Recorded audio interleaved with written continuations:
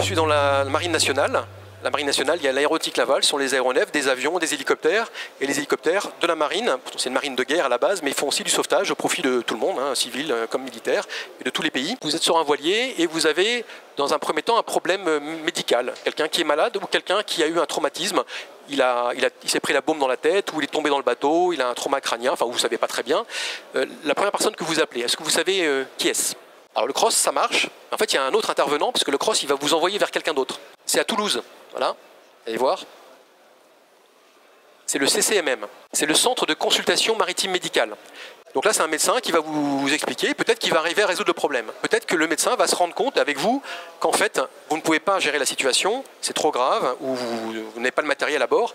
Donc il va vous dire, voilà, écoutez, dans une situation, il faut évacuer la personne, ou les personnes, ou l'équipage. Et donc vous allez aller vers le cross. Si vous êtes dans le cas où vous avez un incendie à bord ou une voie d'eau que vous ne pouvez pas gérer, le bateau en train de couler, vous n'appelez pas le CCMM, ça ne sert à rien, c'est que du médical. Là, vous appelez directement le cross. Le CCMM aussi va les avertir, il va leur dire attention, là, il y a quelqu'un qui va vous appeler, là, je l'ai eu, il faut l'évacuer, il a tel problème, c'est urgent. Et le cross va appeler la flottille, bon, j'ai positionné la mienne, là, à l'Envéoc, on est bien avancé, là, sur notre petit porte-avions au large. Donc là, pour répondre à votre question, cette fiche, alors pareil, vous inquiétez pas, je l'ai téléchargée sur Internet, c'est le site du CCMM. Donc vous allez taper CCMM Toulouse, vous allez avoir leur site, et dedans, vous verrez, il y a des documents à télécharger, donc en PDF, il y a ce document-là, ça s'appelle Modalité d'appel du CCMM, et dessus, vous avez tout, y compris là, vous voyez le numéro de téléphone, donc vous l'aurez, ne vous inquiétez pas. Vous avez les procédures, les différentes fréquences qui sont veillées, si vous avez l'Inmarsat, quel numéro il faut faire, enfin, tout est détaillé dedans. C'est juste une page PDF que je vous encourage à télécharger. Donc un hélicoptère, donc là c'est un peu la Rolls, un hélicoptère de sauvetage, donc je vais vous le présenter, mais tous les hélicoptères ne sont pas aussi bien équipés que lui, là vous allez avoir un peu le maximum de ce qui se fait. Alors, vous avez d'abord à droite ici, on ne voit pas très bien sur cette photo, mais c'est le treuil. Un treuil qui peut porter au maximum 272 kg, ce qui correspond à 2 personnes en même temps. Il y a 90 mètres de câble, et la vitesse c'est 1,1 m par seconde. À l'arrière, vous avez l'antenne BLU pour les longues ondes. Alors pour la plaisance, c'est pas ce qui sert le plus. Dans le nez de l'appareil, vous avez un radar de météo et de recherche, c'est son nom officiel.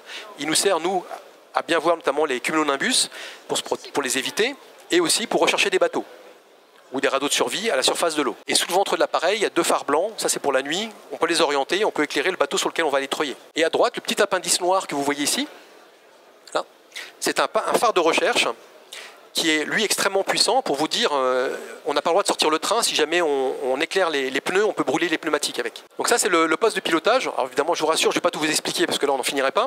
En revanche les choses qui peuvent nous être utiles. Ici vous voyez ces 2 calculateurs, en fait dedans on a des circuits de recherche qui sont préprogrammés. Il y a ce qu'on appelle le carré croissant, vous allez le voir après, vous avez les passages parallèles ou la marguerite. Je vais vous les expliquer après, donc je ne rentre pas dans les détails. Mais celui-ci permet de le faire de manière automatique. Ça permet aux 2 pilotes de devant de regarder aussi dans l'eau pour essayer de trouver la personne ou les personnes qui sont dans l'eau. Donc on augmente, la POD c'est la probabilité de détection, hein, en anglais, de vous récupérer. C'est une aide pour nous. Vous avez le pilote automatique, le petit bouton qui est entouré de jaune là-haut. Là. Lui c'est un petit bouton magique. Finalement on vous a trouvé, on passe vertical, on dit tiens j'ai vu le naufragé. On appuie sur le bouton, et là, métier de pilote c'est un métier de fainéant. On regarde faire, la machine prend les commandes, elle regarde d'où vient le vent et elle va venir se mettre en stationnaire toute seule pour récupérer la personne. Ça, on l'utilise surtout de nuit, parce que de nuit, elle le fait en moins de 4 minutes. Nous, de nuit, on fera 4 ou 5 minutes en pilote, à la main, alors que de jour, nous, on sera plus rapide. On le fera en 2-3 minutes, on sera en stationnaire. Et puis, vous avez ici une radio, qui s'appelle le Direction Finder. Il est assez élaboré. Et en fait, vous mettez la fréquence avec laquelle vous savez que la personne émet. Ça peut même être du 406 MHz. Et lui, il va recevoir et il va nous indiquer dans quelle direction il est par rapport à nous. Et si vous avez un GPS dans votre balise 406, il va même nous envoyer la position GPS. Alors, les circuits de recherche dont je vous ai parlé. Pourquoi je vous les montre? C'est pour que si vous voyez un aéronef qui commence à faire des patterns dans le ciel, vous compreniez ce qu'il est en train de faire, en fait. C'est qu'il est en train de vous chercher. Donc, cette image, en fait, devant nous, là, c'est la Terre, c'est la presqu'île du Cotentin. Ici, les petites îles que vous voyez, là, ça, ce sont les îles Chausée. Là, ça, c'est un bateau, par exemple. Et donc, j'ai rentré un point, ici. Ça, c'est pour faire la photo. Hein. J'ai mis une longueur de 1 nautique. Et en fait, il a construit tout seul un carré croissant avec des branches de 1 nautique. Et quand l'hélicoptère qui est en bas en jaune, là, va rentrer dedans, eh bien, il va automatiquement suivre ce pattern. Et donc, nous, on regarde dehors et on essaye de vous trouver. Le deuxième, c'est ce qu'on appelle les passages parallèles. Donc là, pareil, on règle l'espacement et la largeur des branches. Et après, il le fait tout seul. Et le troisième, c'est ce qu'on appelle la marguerite, ou la roue de bicyclette, enfin il y a plusieurs surnoms. Lui, c'est quand on connaît assez précisément votre position, où on pense que vous êtes. Il n'y a pas beaucoup de vent, pas beaucoup de courant, donc on est vraiment certain que vous êtes toujours là. Et donc en fait, on va sans arrêt revenir, un peu comme une marguerite, on revient tout le temps en passant par le centre, en changeant d'angle à chaque fois, pour tout balayer en gros ce cercle. Les délais d'alerte. Quand le cross, donc, qui a compris là où vous êtes, il a compris votre problème, il faut aller vous chercher, il va regarder le moyen le plus adapté, il va dire, bon, allez, je déclenche tel hélicoptère, je l'appelle sur le téléphone, ok, décollez, vous allez à tel endroit, tel azimut, telle distance. Le pilote, il est tenu avec son équipage de décoller dans un délai réglementaire. C'est la première ligne, en théorie. 2 jours, exactement, c'est entre 8h et 18h, c'est en 1 heure. De nuit, c'est en 2 heures. Ça, c'est réglementaire. Si on ne le respecte pas, on peut, nous, être condamnés au tribunal.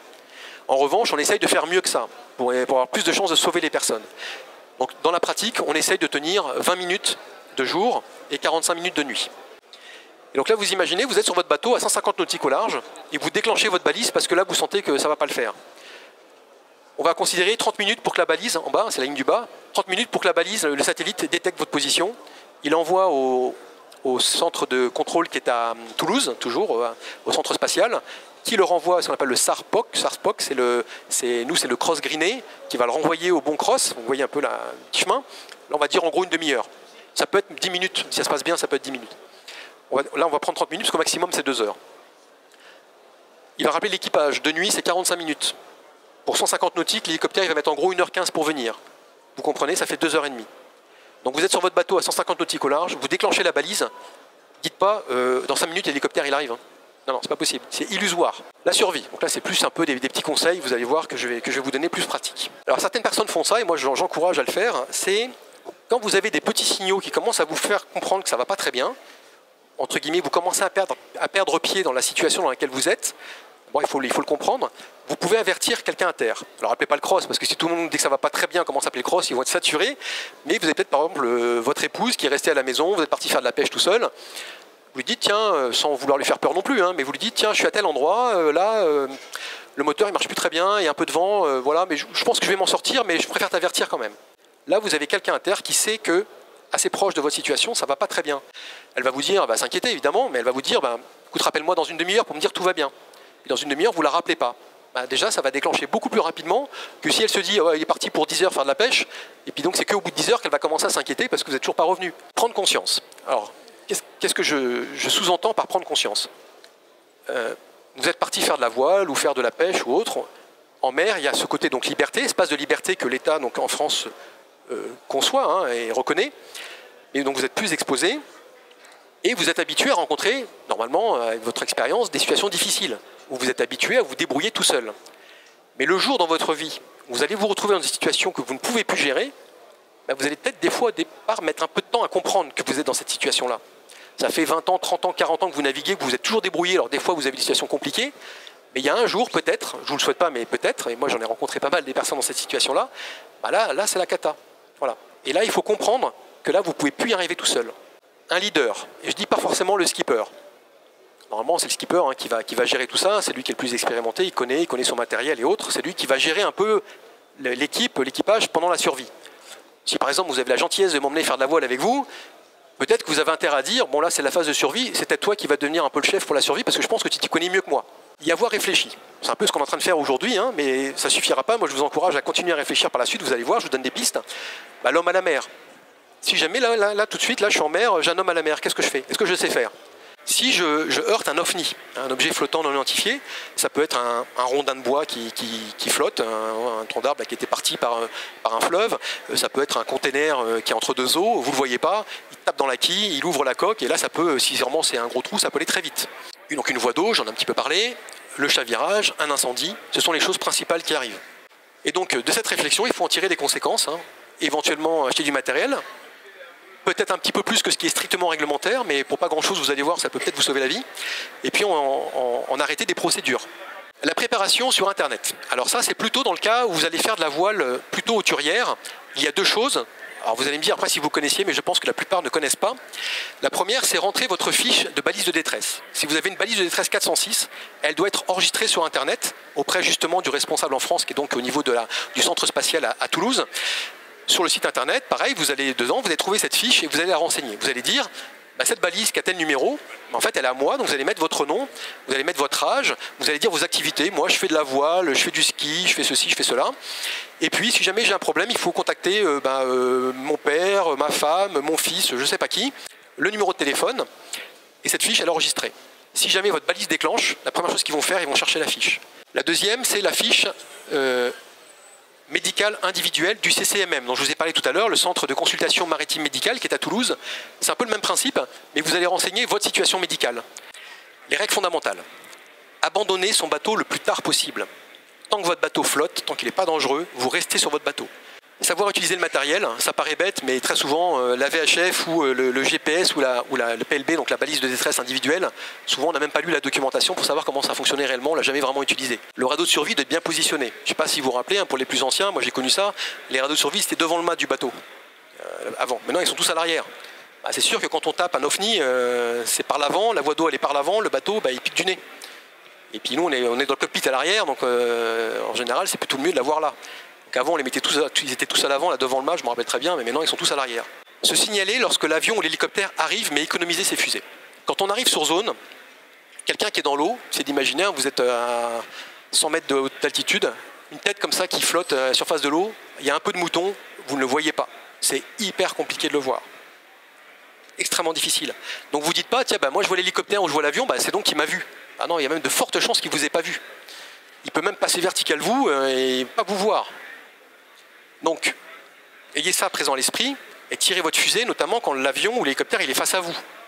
Pas quand il vous tourne le dos parfaitement, parce que là, sur l'arrière, il n'y a personne qui peut voir dans l'aéronef. Se préparer à évacuer. Donc là, on arrive dans la phase un peu confortable.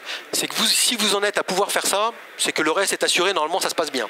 Donc si vous avez le temps, je dis bien si vous avez le temps, vous allez faire ce que je vous dis là. Mais si vous n'avez pas le temps, vous vous en fichez complètement. C'est ce qui était avant qui était important. Voilà.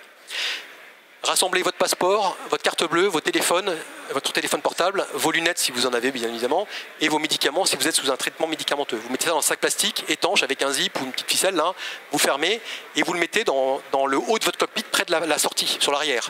Éventuellement vos vêtements dans un sac étanche. Quand on va venir pour vous récupérer, on va vous demander d'avoir un cap et une vitesse stable et d'avoir votre VHF marine portable à la main pour pouvoir parler avec vous. Là c'est quand même important qu'on communique. Vous dites pas l'hélicoptère est là, c'est bon, allez je coupe la VHF, je coupe tout, c'est bon, on est sauvé. Ah non, il y a encore des choses à faire. Le temps sur zone peut être réduit. Si on est en limite de rayon d'action, vous savez quand on conduit une voiture, le pétrole c'est pas un gros stress. Dans un hélicoptère ou dans un avion, le pilote il pense principalement à son pétrole tout le temps. Plus de pétrole, nous on vole beaucoup moins bien, je vous le dis tout de suite. Donc si jamais on est loin, on peut avoir des fois, si c'est vraiment limite, on peut avoir que 10 minutes de temps sur zone. Donc si on sait qu'on va chercher qu'une seule personne, on se dit bon 10 minutes c'est jouable, il ne faut pas qu'on perde de temps. Démater volontairement. Vous avez un voilier, le mât il nous gêne. Alors je dis avoir avec beaucoup de précautions, parce que d'abord démater, peut-être qu'on ne va pas vous secourir tout de suite, peut-être que le mât il peut encore vous servir. Donc est-ce que vraiment ça vaut le coup de l'enlever? Je ne sais pas. Et puis deuxièmement, démater c'est pas si évident que ça. Hein. Avec la pince Monseigneur, s'il y a mer 6, 40 nœuds de vent et puis aller couper des câbles comme ça, c'est très hasardeux. Donc moi je n'encourage absolument pas à démater. Si vous êtes sûr, vous avez l'hélicoptère, vous êtes sûr que il vous sert plus à rien le mât, dans tous les cas, vous voyez l'hélicoptère qui arrive et vous sentez bien le truc, faites-le. Mais vous prenez quand même un risque, et le mât il va tomber où? De quel côté? Est-ce qu'il ne va pas vous tomber dessus? Préparez son navire pour le retrouver. S'il est en bonne santé, votre bateau, ça vaut le coup d'essayer de le retrouver. Donc si vous avez un réflecteur radar, des choses comme ça, ça peut vous aider par la suite à retrouver votre bateau, faites-le quoi. Voilà. Ou se détacher effectivement de votre bateau, c'est-à-dire ok, bon, je suis vivant, mon équipage est vivant avec moi, c'est le principal, le bateau on s'en fiche, c'est du matériel. Alors le treuillage à proprement parler, là ça va être très pratique. Si vous avez un fumigène, voilà, nous ça va nous aider à vous voir déjà, et puis en plus ça nous indique précisément la direction du vent. Si le vent n'est pas très fort, ça peut être pratique. Le radeau de survie, le dinghy, souvent il faut le redresser quand il se gonfle pas forcément à plat. Donc là il faut savoir le redresser, et rien que ça, je sais pas, quand on l'a jamais fait, c'est pas évident. Je vous le dis, vous en ayez conscience aussi. Une fois que vous êtes dedans, montez dedans, vous allez voir, c'est très compliqué. Si vous ne l'avez jamais fait, c'est très compliqué de rentrer quand on est dans l'eau, de rentrer dans un dinghy. Il faut enlever l'eau, évidemment. Se signaler. Alors, truc tout bête mais important, mettez pas la flamme sur le plastique. C'est résistant, c'est très résistant comme plastique, mais ça au feu, ça résiste pas du tout. Si vous êtes naufragé dans l'eau, il y a deux positions. Soit vous êtes seul, c'est la position de gauche qu'on appelle la position help. Ce qu'il faut comprendre, c'est que c'est votre ventre qui est essentiel à votre survie. Donc le but, c'est pas de chercher à protéger les membres, vous n'y arriverez pas de toute façon, c'est le ventre. Donc vous vous recroquevillez dans l'eau le plus possible pour protéger, retenir le maximum, entre guillemets, hein, la chaleur de votre ventre. C'est le but de la position HELP. Voilà. Vous tenez comme ça, là, et c'est de recouper les jambes. C'est pas évident, si vous ne pouvez pas le faire, vous ne le faites pas. Mais sachez que c'est ça la meilleure position. Si vous êtes plusieurs, vous vous enlacez les uns les autres comme ça, pareil, pour limiter la circulation d'eau entre vous, pour diminuer le refroidissement. Je vous le dis parce que des fois, ça peut être quelqu'un qui ne s'y connaît pas en sauvetage, qui vient vous secourir. Quand vous êtes dans une position comme ça, recroquevillée, que vous êtes froid, vous êtes en hypothermie, il ne faut surtout pas, mais c'est impératif, qu'on vous déplie, par exemple, qu'on vous mette droit comme ça. Il peut y avoir un arrêt cardiaque. Donc il faut surtout que quand on vous récupère, même si c'est dans l'eau, à aucun moment vous vous dépliez, même vous-même. Voilà. Vous restez recroquevillé comme ça. Arrivée l'hélicoptère, donc là vous imaginez un souffle puissant, hein, entre 50 et 70 nœuds, très turbulent si c'est un hélicoptère de la classe des 11 tonnes.